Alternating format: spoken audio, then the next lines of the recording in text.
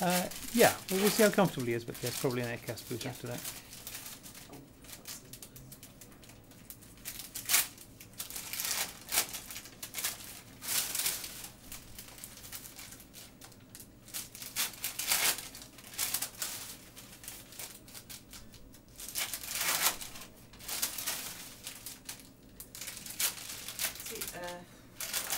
You take this clip off.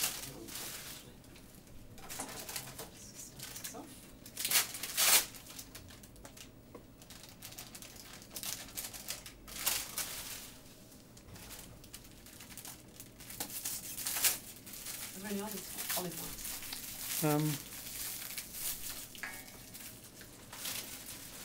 I don't remember. Actually, we'll have a little look. You can tell if there's olive wires if there's any stripes on the wires. If they're close, oh, you can't talk. You see, if it's as close as this, sometimes you don't get many black marks on them. Yeah. I've been fooled before by that. I don't think there are any olive wires actually. No, I don't think so. What's that like? Olives have got they're like little circular blobs of metal on the, on the wire, which stops the wire sliding through from one side to the other. And we use those if we're going to try to translate the fracture sideways. But because this was just an angular correction, we just used these straight wires. The olive wires can only come out one way, the way they went in basically, they go in reverse. Yeah. Whereas these wires can come out either way, so that's why that's important. And the olive wires have got little black stripes on them, and sometimes the black stripes can wear out, so you can't see them very well. But the black stripes are on the opposite side. Sorry, on the same side as the olive, and they never pass through the bone. Are they one straight one and you bend them over sort of?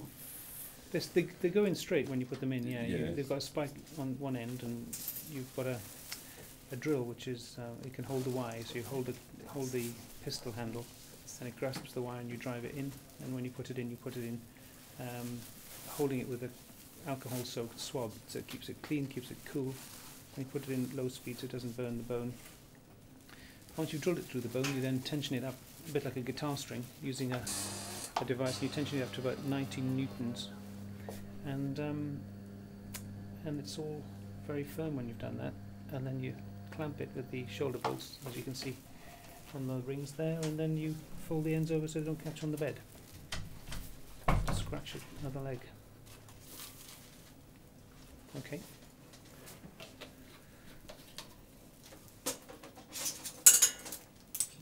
Of course, the wires go all the way through. I think some people don't appreciate that. And the screws could just go through halfway, and they're called Rancho pins. And those little blocks are called Rancho blocks. We put those Rancho pins in because sometimes we need the extra support, and the wires that come out the back through the muscle tend to cause a lot of irritation. You've been lucky there and you haven't got an infection at the back, but the ones that come out through the muscle frequently get infected. Maybe some spanners. Yes, over here, Debbie. Yep. Cables through the bone as well. The what, sorry? The wires. The wires, they go straight through the middle of the bone, yeah. And what we've got to do is we've got to put them in through what we call safe corridors, so there are muscles, obviously, and tendons and nerves and blood vessels, so we know where those are, so we avoid those as we drill through. And so there's only certain angles you can put them in at, and we try to get the wires, if we can, as close to 90 degrees to each other as we can, so that sometimes we haven't got full range of options available to us. So as you can see, John, you've just got basically the one wire in your upper ring and 2 Rancho screws, and in the lower ring, because there wasn't much room below your fracture, you've got 3 wires. So what Debbie's going to do is she's going to cut the wires and then take the rings off the screws, and when that's all gone you'll be left with just the wires and the screws sticking out, and then we'll be able to slip those out for you. Right. Okay, John? Yeah. So, what we're going to do is we're going to take this off. I know you feel, are you all right, yeah? Yep. So we've got you've taken some painkillers earlier, which is fine. We've also got some Gassinet. This is what we give to ladies when they're having babies. It's a mixture of Entonox, it's a mixture of nitrous oxide and oxygen, 50% of either. And most people can take this. You've not had a head injury or No. epileptic or anything. No. Okay. So the good thing about this is it goes into your system very quickly, and it comes out your system afterwards. After 10 minutes or so, you don't really feel any side effects.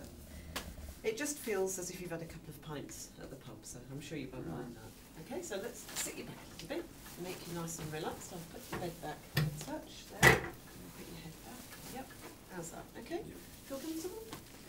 So what I want you to do is to start taking some of this, and you do want this, don't you? You don't have to have it. It's not obligatory, but it just helps to smooth the passage a little bit. So if you hold that with your hand on the white bit and put your mouth over here, you need to just breathe just reasonably deeply inside and take a few deep breaths, and then after a few minutes you'll start feeling probably a little bit lightheaded.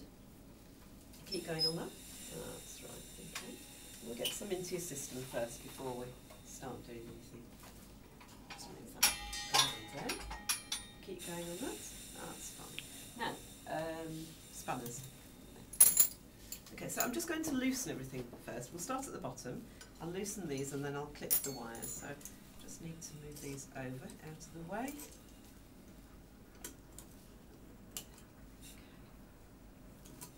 Okay, so far. So I'm just going to loosen it and then I'm going to clip them and release them. Do you feel any effects from that yet, John? No. Perhaps I don't think you tick very much. Keep going, you will do, yeah. I can usually tell when it's gone into a patient's system because one of the secrets is the whites of the eyes start going bloodshot. Yeah. Okay, keep going on it, John. You tell me if you want me to stop at any point or slow down, then I will do. But most people just like to get on with it, get it over and done with, so I'm just loosening everything.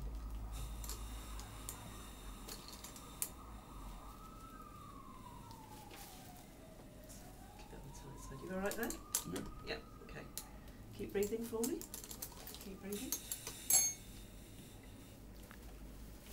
Just come around this side.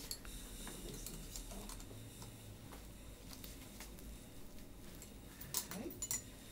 That is nitrous oxide, John. That is the gas that was formerly known as laughing gas. So It's still known as laughing gas because most patients start giggling. Yeah, the most people giggle like a schoolgirl once they've taken a little bit of it. That's all right. We don't mind that.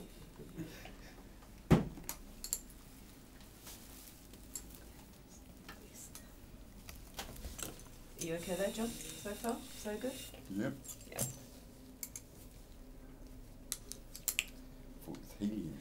Thought it was helium. Yeah, it feels like helium.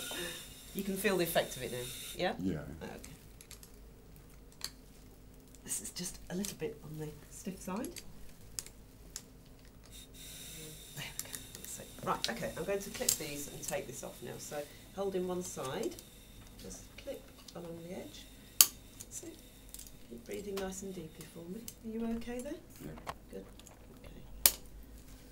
Let me know if you want me to slow down or stop at any point. And we'll do. it does sometimes hurt a little bit when you clip those wires, doesn't Yeah. it? But it doesn't seem to be hurting you much at the moment, John. No, it's not that. You can't feel No, much. no. I can feel it, but it's Yeah, not, but it's not unacceptable. It's No. not, so you know, you can cope with it. Right, here we go. Last one, and then we can just take that bottom ring off. Right, can we do this one? Oh, I've got it. Can't do it again. I've got it. Go on, I yes, like you a can have joke. pin through. Okay, so there we go. Rings, one ring off. One ring taken off. And you're just left now with these sticking out. So we'll carry on doing the same at the top. How are you doing with the gas and air? Yeah? Yeah. You've had enough. Yeah, You've had enough. yeah. You can feel it working. Yeah, it's working Okay, now, yeah. yeah. It just takes the edge off things a little bit. You don't. Some people don't have gas and air. Some people prefer to have it taken off under general anaesthetic, but that doesn't happen very often. Most people just want to get on with it. Yeah. Yeah. Okay. Can we stop?